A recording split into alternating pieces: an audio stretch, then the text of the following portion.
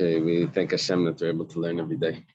It's chas of our learning, basic English, immediately.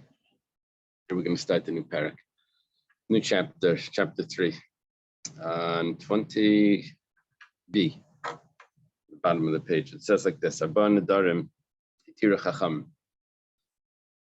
4 vows the sages permitted without it being annulled by the Chacham.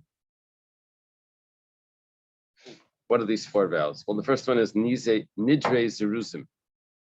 The vows of someone that's being Mizaris. He's trying to motivate someone else to do something. He's taking a vow. We'll see in a moment what that means. Nidre Havai. That's going to be later.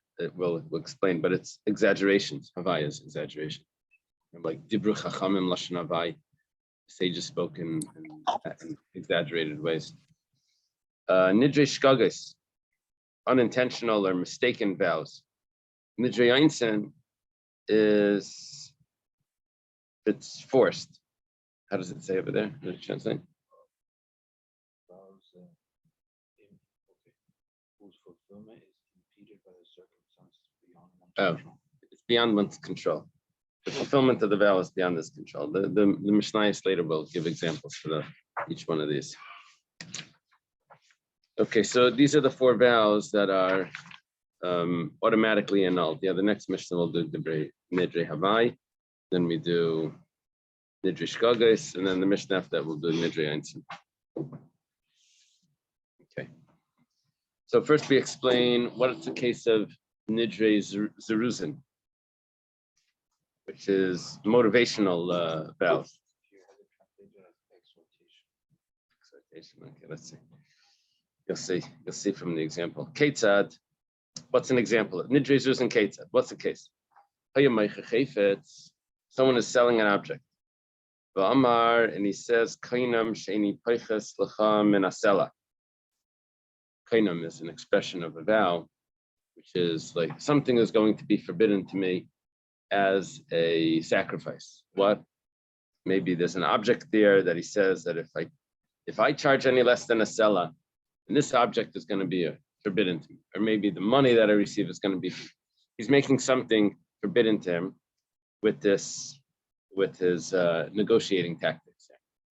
I'm not selling this for any less than a sela. Sela is 4 dinarim. And the purchaser says, Kainam sha'eni meisef lach ala shekel. Takes a vow. I'm not paying any more than 2 coins. Shekel is half of a sela. So this is their negotiating tactics, that they're taking vows that I'm not to, I vow that this should be forbidden if I accept any less than this. The other one saying, I vow that this should be forbidden if I pay any more than this amount. Well, the Mishnah concludes that Shneim Reitzim B'Shleisha Dinarim, they actually both wanted to pay 3. And this was just negotiating tactics. They storm out of the store, then they come back a minute later. They say, what about 3? And they settle with 3. Okay. It's funny, when people come from other countries and they come to America, they go to a store, they think it works. Like they start negotiating the price. The person, it's not, we don't negotiate.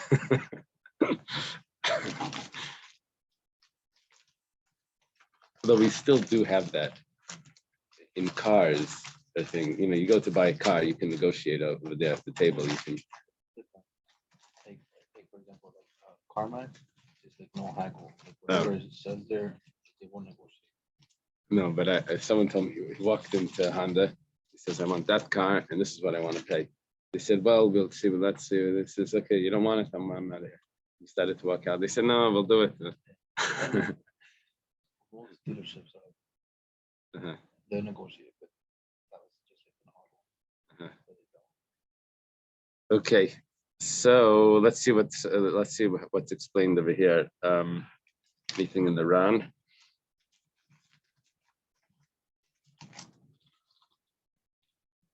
Yeah, something very important here in the Ran. First of all, the Ran quotes a Tosefta.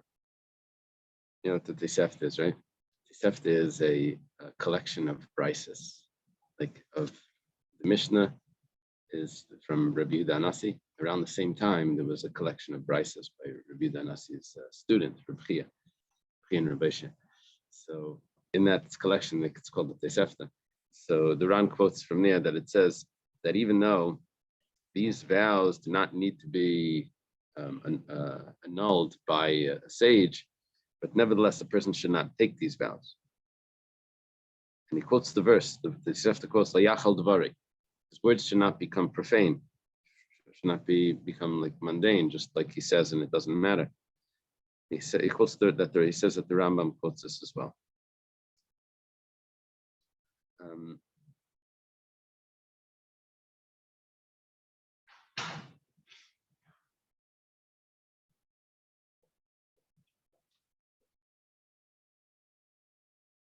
Morning.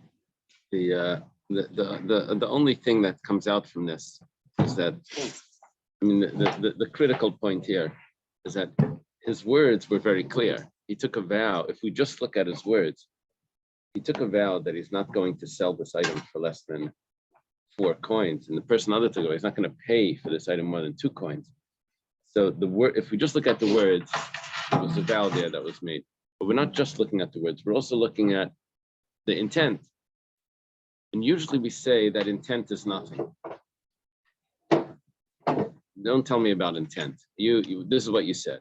And in a contract, you don't say, don't tell me about what your intention. Yeah, look at what was written. By the vow, you say, this is what you said. Like we can quote you. The only thing is that over here, the intent is so obvious that over here we will accept the intent. Even though dvarim shebelevenim dvarim, the matters of the heart are not considered that they're binding, but over here it's so compelling that this is what he meant that it is binding. Okay. This is how the Gemara quotes the Mishnah. Amalei Rab Abba Bar Mamal Rabami. Abba Bar Mamal says to Rabami, Amatlan Mishmei Rabbi Yehuda Nasiya. You've told us in the name of Rabbi Yehuda Nasiya. Nasiya would be a grandson of Rabbi Yehuda Nasi. Man Tan Arba Nedarim. Who was the author of the Mishnah of Arba Nedarim, the 4 vows which don't need to be annulled? Rabbi Yehuda, Damar Mishim Reb Tarfon. It's actually the view of Rabbi Yehuda that said the name of Reb Tarfon. We've had this before. He says, The case was when someone made a stipulation if he's going to be a nazir. It was if that person that's walking by is a nazir, so then I'll be a nazir. Or if that person that's walking by is so and so, then I'll be a nazir. So there was some sort of stipulation that he made. Because the we can't have a stipulation in Naziris. So quoting the verse, lahafli ishki yidar neder ishki yafli linder neder ishki yafli linder neder. And that expression means that it needs to be explicit. And because it wasn't explicit that he's going to become a nazir, it was just, if this happens, I'll be a nazir. So I would say it doesn't work. Now, what the Gemara is doing here is it's making a comparison, naziris to another neder, to other nedarim. It's saying that. Which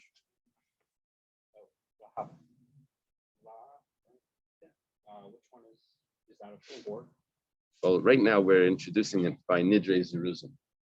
We're introducing that the reason why it doesn't work.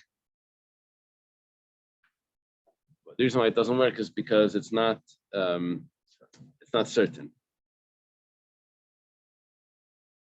Yeah. The comparison is very odd because what did he do over here? He said, this thing should be forbidden to me, some object, or maybe this money should be forbidden to me if I accept a price any lower than 4 coins. So we say he accepts lower and the object isn't forbidden because he made a stipulation. So we're saying, oh, stipulation. oh, it's not going to work. The kasha on this is, the big question is, why do we have to get into, because Shneim Reitzim B'Shleisha Dinar, why do we have to get into that logic if the point over here is not that his intention was different? The point over here was that there was a stipulation. What we're saying is that the reason why he used those negotiating tactics was to end up with 3. That's what he wanted to end up. But now, according to the Gemara, it doesn't have to do with what his intention was originally, where he wanted the price to end up at. It has to do with that we're not accepting any stipulations because that's not definite. Is it going to happen? It will not happen, and that's not a real nether because we're comparing it to Naziris. Yes, so the Ran asked this question.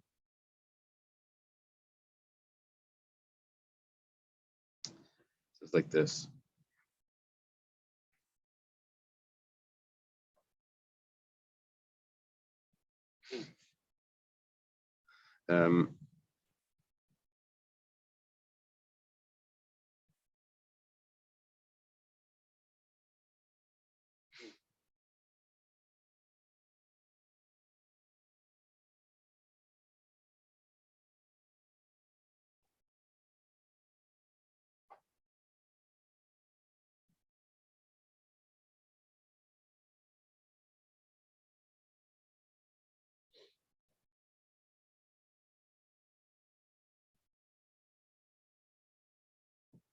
I don't understand what the Ran's saying. I'll tell you his words. I don't understand what he's saying. Over there, by the case of he's adding in one more factor into the case of the Nazir. He's saying that the person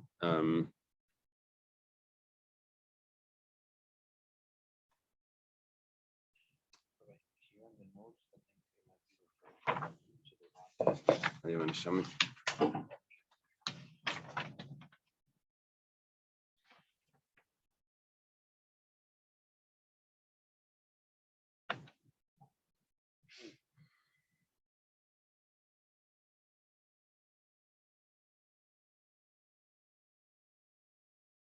Yeah.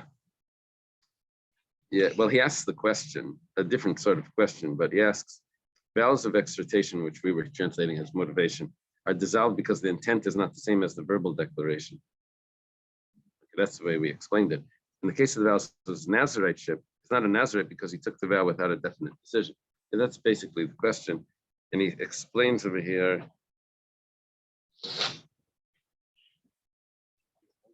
Neither side knows whether the other will change his fixed price or not.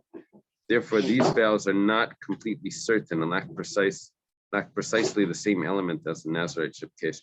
Let me just throw in what the Ran adds into the case. The other note here says that if one goes by the price of the other person, the vow does take effect because there he did have control. Oh, what's the one saying? That's another question. One second.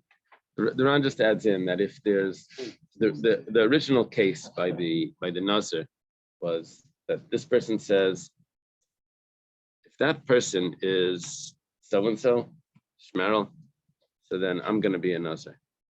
Another guy sitting next to him says, if that person is not Shmerel, I'll be a Nazir. Now, both of them cannot take effect. Can't be a Nazir. They both can't be a Nazir because he either is or isn't.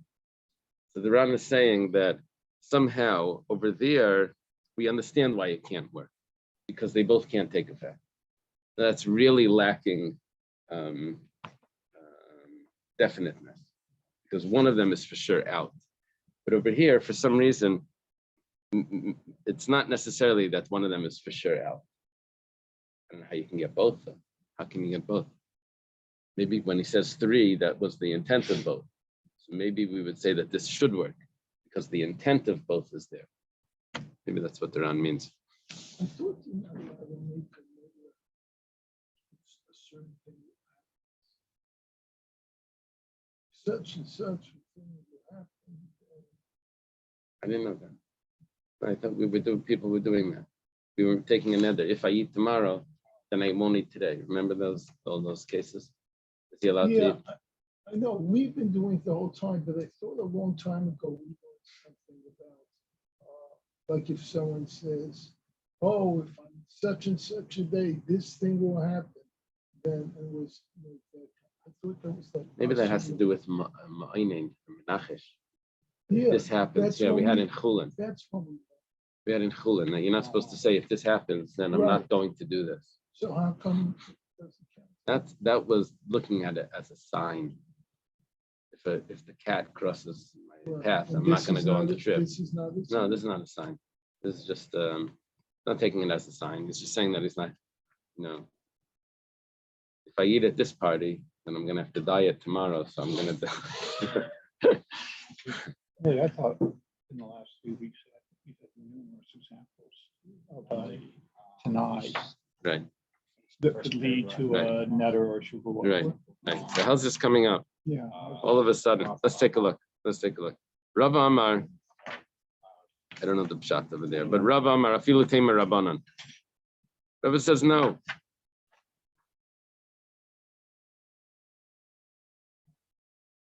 Rav says it doesn't have to be the Rabbi Yehuda. It says in the name of Reb Tarfon that says that because it wasn't definite, that's why it doesn't take effect. Even according to the Rabbanan, that say that a person can make a stipulation to become a Nazir. If this person is Shmerel, then I'll be a Nazir. He can do that. So why over here doesn't it work? It says Mi Ktani Shneim Ratzu, Shneim Reitzim Ktani. What it means is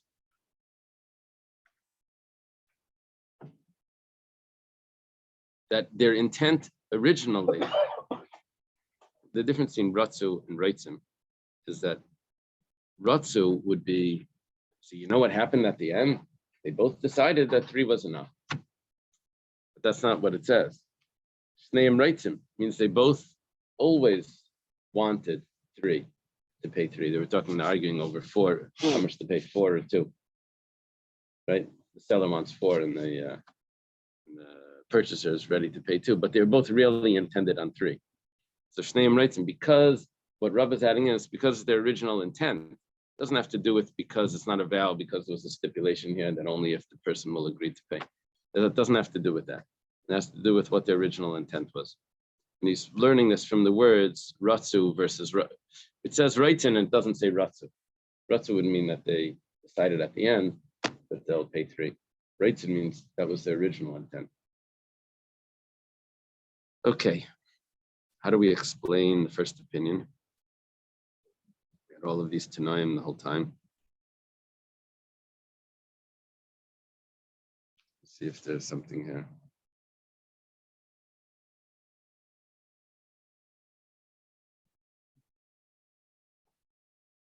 What I'm gonna have to say is that all of those Gemaras aren't going to fit with this opinion.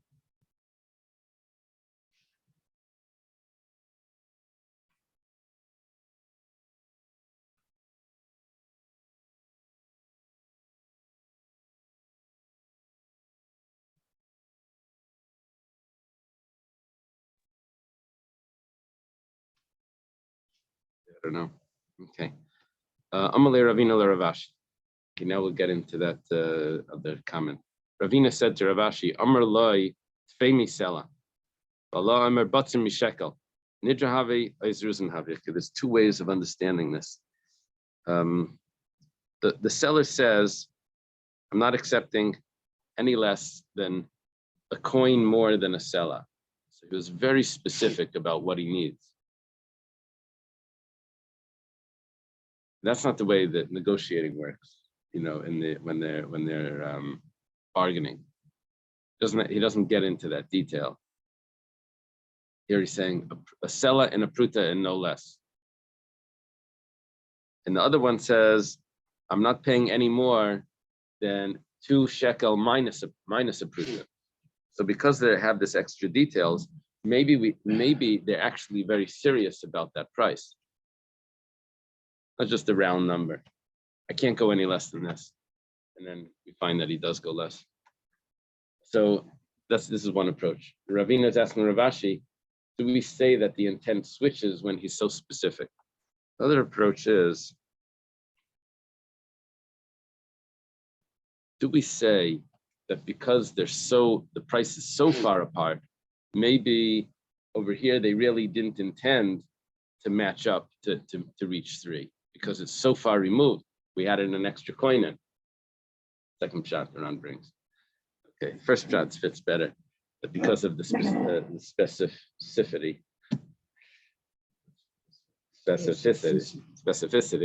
So that means that he wants specifically that. Okay, so Rav Ashi responds on Malay. Rav Ashi says, Tanina, we have this in a Mishnah. If someone is urging his friend, come to my house. Come to my house to eat. He says, your house is forbidden for me to enter. It's forbidden for me to drink a drop of cold water. He has actually allowed to go in and drink a drop of cold water. That's fine. But he just took a vow that he wasn't going to. Because he was only intending to not to have a meal. The guy was telling him, come eat. And he says, I'm not going to drink. But that didn't mean I'm not going to take a cup of water. He meant that I'm not going to have the meal. Example of the exaggeration. Maybe. Hyperbole. Yeah. Not even gonna have a drop. Or maybe he was felt that the guy's house wasn't kosher. And normally he could have cold water. In the class, he said, no, I'm not even having it. Right. Not even a glaze of it. Iced tea. So, what are we seeing here? That he was very specific. He said even a drop of cold water. And nevertheless, we see that the vow doesn't take effect. So the same thing would apply if he says 4 coins plus a dinar. I'm not going. My price is not going any plus a pruta. My price is not going any less than that. So even though it was very specific, but nevertheless, we say that wasn't his intention. Isn't that how people bargain? Yeah, that's why. You handle, Right. You say things, but you really. Right. So that's what we're saying. That even though it was specific, but it was really just bargaining. But why is he allowed to do this? But he says he wasn't going to take a drop of cold water. But that's how people talk. So too over here, that's how people talk. They say, I'm not going any less than 4 coins plus a prudent. Amalei. So Ravina says back to Rav Ashi. On top of 21b, says, Mi dami. Can you compare the 2 cases? Gabi tzainin, when it comes to cold water, tzadikim aimer ma'at v'sim harbe.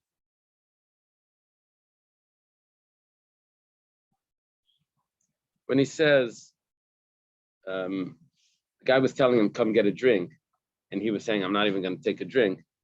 He knew that when he said, come get a drink, what he meant was a whole meal. So he says, I'm not even going to take a drink. But the reason was, it was obvious that when the person told him, come to my house, get a drink, that he wasn't just offering him a drink, he was offering him a full meal. So when he says, I'm not even going to take a drink, he was also referring to the full meal, even though that was the conversation. However, but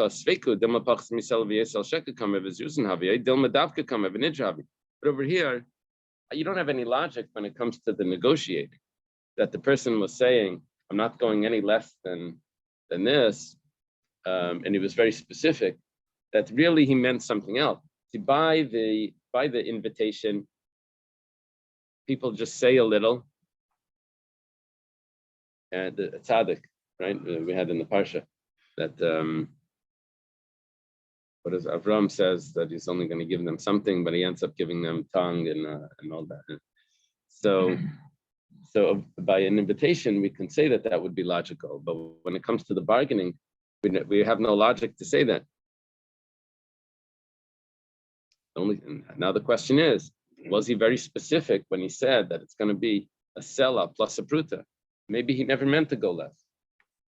Our question is, we're trying to understand the human nature when someone would make a comment like that, would make a vow like that. What does he mean? Okay. The Gemara concludes with Tibai. Tibai, we said, was the way of saying teku. in Masechtas Nedarim. Says Tibai, we leave it as a question. What's this little olive up here? Tzaddikim only, where does this go? I don't have an aleph there, but I have a note that it's in Bab Metzia.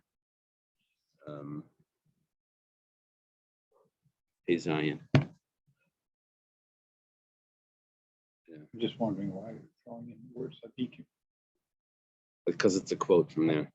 I'm wondering how that helps, because the whole point of it is these are people who use language. They're not as They're not careful with their tzaddikim. language as Uh-huh. you would like them to be. Maybe it means even tzaddikim. Rav Yehuda Ravasi. Rav Yehuda says name of Ravasi. Abba Nedarim halal tzrichim shayla lechacham. You hear this? That these 4 Nedarim, you need to go to the sage to get them removed. It's a little bit problematic. So it says Ki Amrisa Kamei de Shmuel. When I said this over to Shmuel, Amar Tana Arba Nedarim Hitir Chacham. Atam Tzricha Shayla lechacham. You're losing the whole Mishnah. The Mishnah says that these 4 vows don't need to be annulled. Now you're telling me you have to go to the sage to get them annulled? Yeah. What was he even thinking?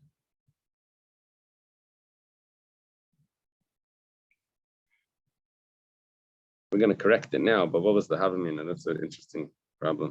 What was the Havamina? Maybe we did mention before that there's a difference between a Talmud Chacham and an Amaret. That we're afraid that even though vows are not real vows, but the Amaretz won't be able to differentiate, and he'll end up thinking that if this doesn't need to be annulled, then I don't need to annul other vows. So we say that he should still get it annulled. Remember, we had that before. So maybe there's like a Havamina here, that maybe even though it's one of these vows, maybe the Amaretz should still get it annulled. So what are you talking about? You don't need to get it annulled. No one needs to get this annulled. We have a clear Mishnah. Rav Yosef Master Lahashmaita Bahai listener. Rav Yosef taught this a little different. He's taught it the following. Rav Yehuda Ravasi. Rav Yehuda says name Ravasi. Ein Chacham Rashai Lahater El Ken Arba Nedarim Halalim. The Chacham is only allowed to get rid of neder if it's similar to one of these nedarim. That's how do you annul a neder? You come up with a logic that says that you never really meant this. Where do we get a neder like that? Well, we have 4 nedarim where the person didn't really mean it. So what it means is not that these 4 nedarim need to be annulled. It says we only annul nedarim if they're similar to these 4. There's our other nedarim that will annul, but it has to be similar to these 4 cases. What is that teaching me? Kasavar, because he holds in Peischem Becharata. There's 2 interpretations here that I saw about what this means in Peischem Becharata. In the commentary called Rashi, on the side, it says that the Chacham is not allowed to go to the person and tell him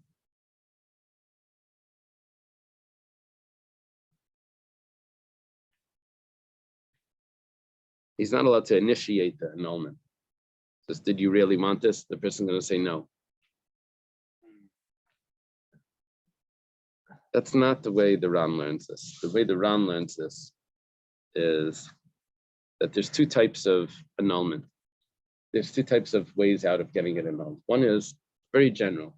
He says, I don't want it anymore. It's called charata, he regrets. I don't want this vow. The other way is called the Pesach. You have an opening.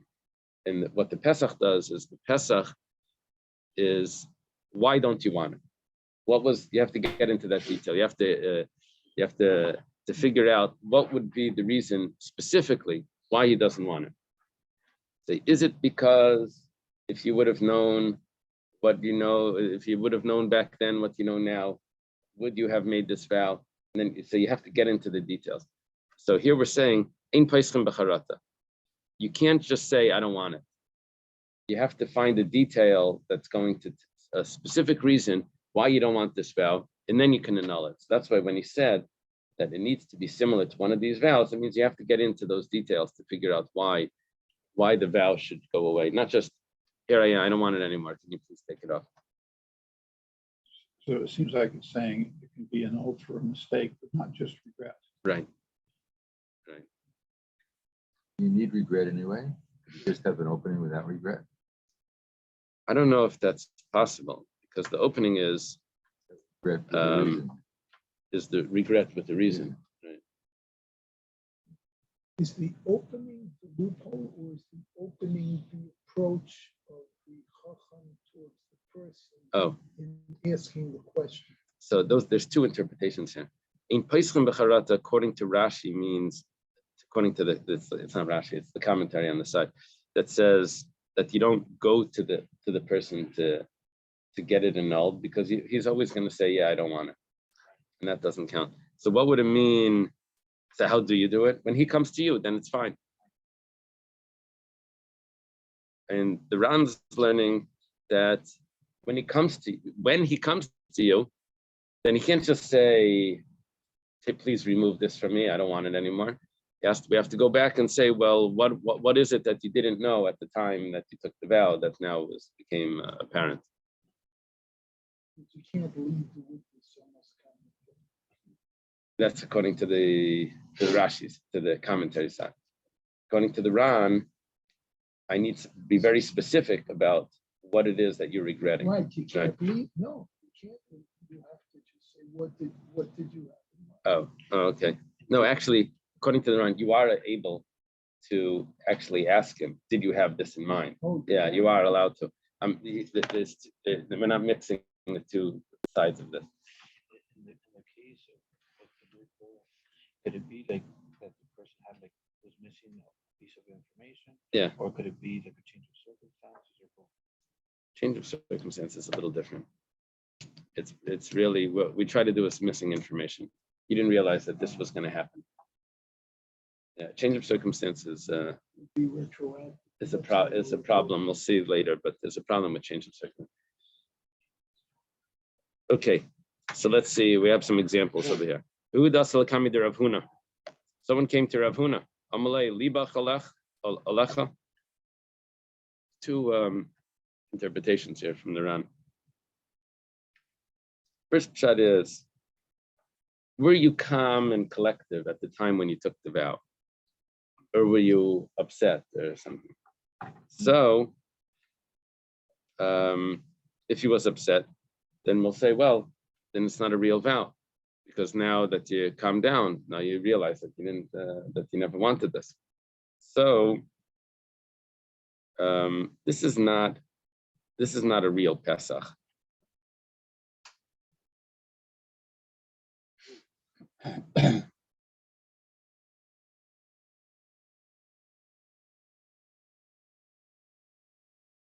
Because nothing changed, it was just a kid's emotion.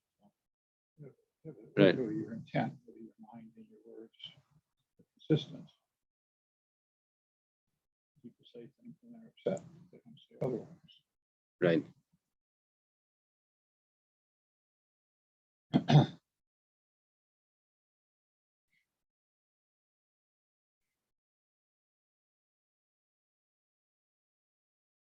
But wouldn't that be like regret? Like, wouldn't that fall under regret because nothing changed? Right. It does fall under the category of regret. This is the opposite of what we just said. That this is really a case of regret, not a Pesach. The other pshat over here is like this. Well, the other pshat is it's really just the language. He says, libach, your feelings that you had back then, is it still on you up until you walked into this room? In other words, the whole time until today, did you regret this vow? Or did you regret it immediately right after you said it? Because we don't want to annul a vow that you just decided that you don't want. We wanted to annul it if it was the whole time you really regretted it. In other words, you made it out of anger. And then when you're not angry, then it went away. But if it was just that when you walked in right now that you want to get rid of it, then we're not ready to do that. Anyway, he says lie. He says, no, I didn't have this feeling. I didn't want the vow until now. I right away wanted to get rid of it. And then Rav Huna annulled it for him. And that's not considered retroactive. Retroactive is not a problem because he does annul it retroactively. He takes it off. But we want to, it's called charata mi'ikara. We want an original regret, like right after the vow, he regretted it. We don't want to have that he's just regretting it right now. Now it's too hard. You know.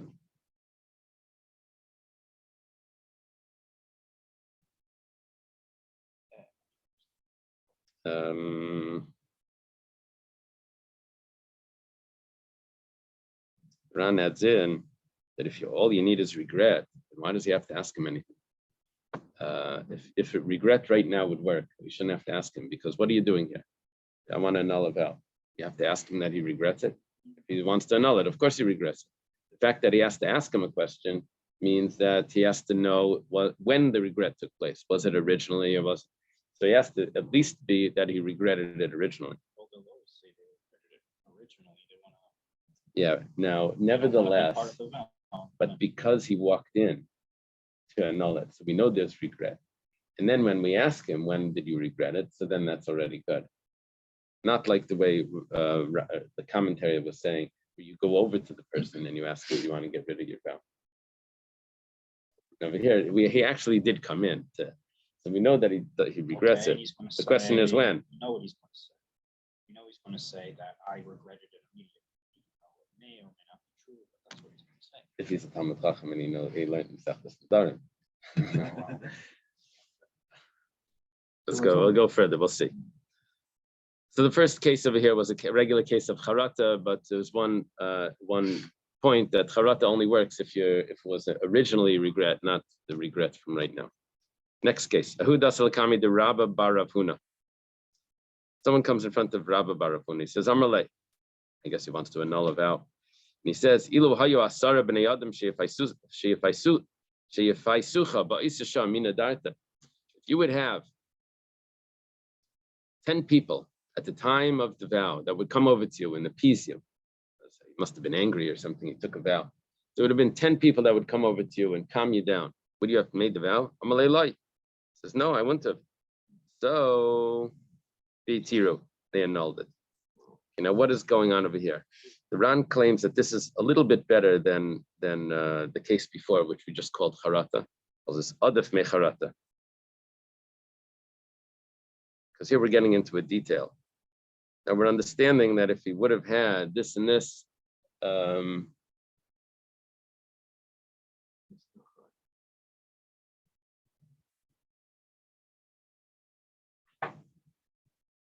we're getting into a explanation or an understanding of why he wouldn't have taken the vow. Why he would not have taken the vow. He did take the vow. But now we're getting into an understanding of why he wouldn't have taken the vow. It's not a real Pesach. Real Pesach is better than this. But it's a drop more detail than just before. The way we said before is, did you regret it originally? Here we're adding in that if you had 10 people that would have been calming you down, would you have not done it? So it's still a case of charata, but it's a little bit better than charata. Tanya, have a brisa. Rabbi Yehuda Imer, tell the person, is your feelings with you? If he says no, feelings would mean that he has, he still wants the vow. No regrets. No regrets. He says, no, I do regret. So matir, and I say, then you can annul it. Rabbi Shmuel bar Yosef Misham Aviv. Rabbi Shmuel bar Yosef says the name of his father. Who's his father? Rabbi Yosef. It's Rabbi Yosef ben Chalafta. Right? So we tell the person, if you would have had 10 people there, would you have made that vow? 10 people that were calming you down, appeasing you. Would you have made the vow? Imam Allah matir, and I say. Okay, so they're accepting this type of charata, where you ask him if you would have been calm at that time, would you have made the vow? And he says no, so then they're ready to accept it.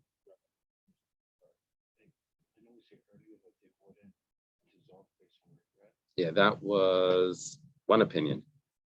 These are other opinions. Yeah, according to the opinion that said that it needs to be similar to those 4 vows, they hold that you can't do charata. So maybe that's why Rashi's pshat is better over here, because according to the Ran, it's like my solicitor. The story that you're bringing is exactly the opposite of the ruling that you just brought.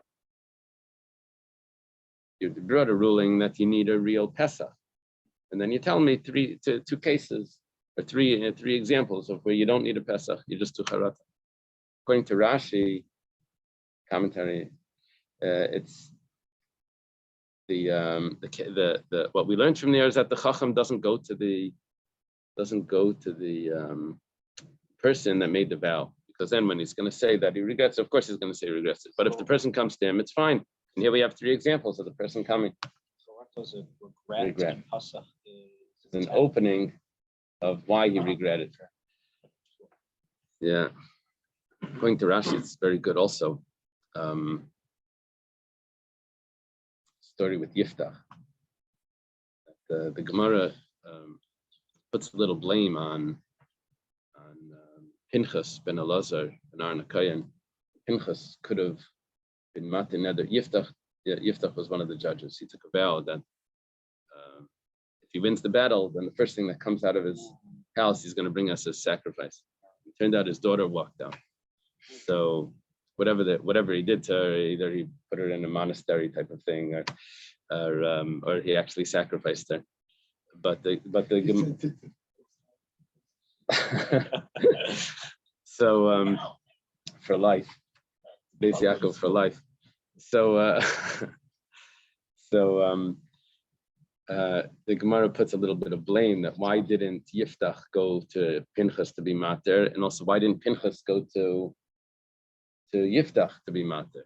So according to Rashi, the answer is good. Pinchas couldn't go because that you can't be mater like that. You have to. He has to come to you. You can't go to him. Yiftach sounds a lot like the word Maftiach, the promise. I wonder if that's It's different because Yiftach is with a pay. Maftiach is with a base. Yeah. Trying to remember the new song of Toros Nedarim that we do. I seem to recall that it's. Imani Taya. Ve'inani Taya. Seems to me that it says I regret. It assumes that we regret. I regret all of it. Right. So it seems to make the assumption that people always regret making Uh-huh. any vow about anything.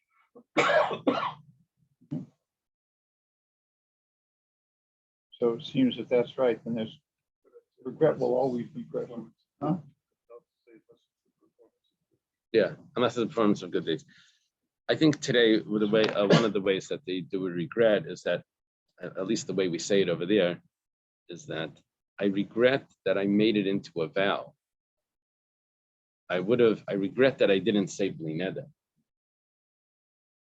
And as I would have wanted to do that, and I would have wanted to do this, but I regret that I wouldn't have made it into a vow, because the vow is like the difficult part. Okay.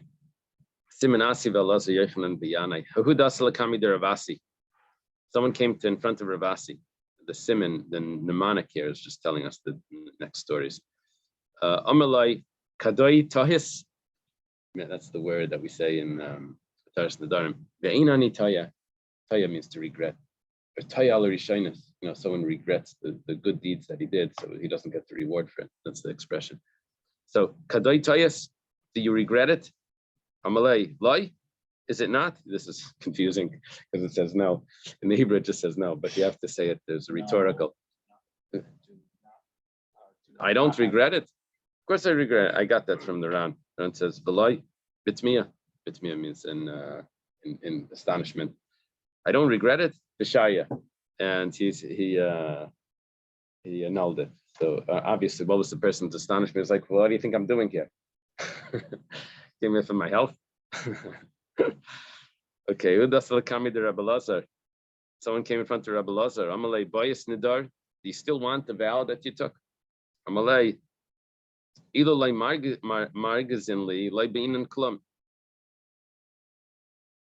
If they wouldn't have made me angry, then I wouldn't have done it at all. Amalei Toya Kabayas. Tehei Kabayas, not Toya. Tehei Kabayas.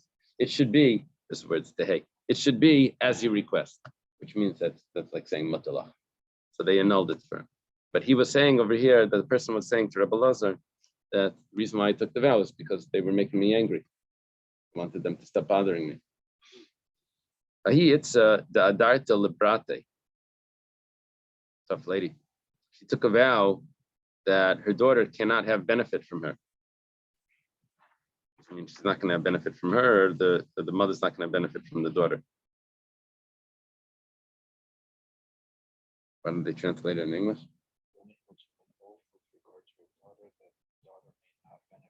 The daughter may not benefit from her. Also, Lakami de Rabbi Yechanan.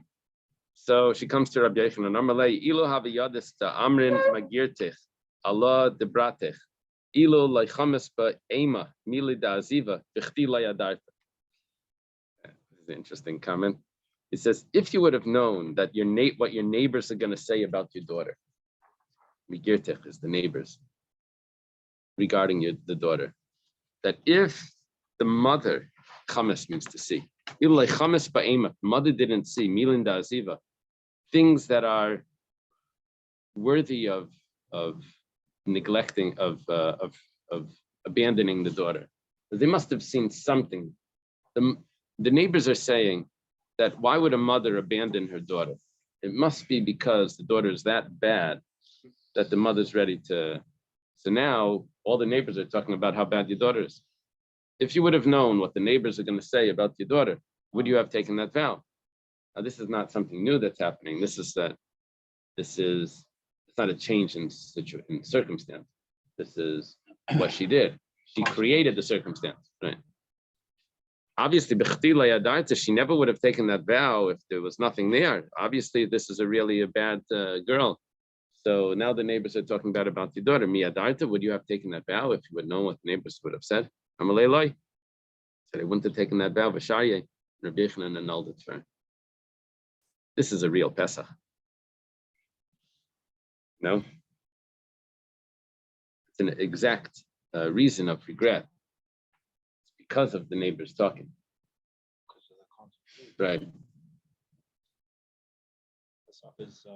It's an opening of regret. Right.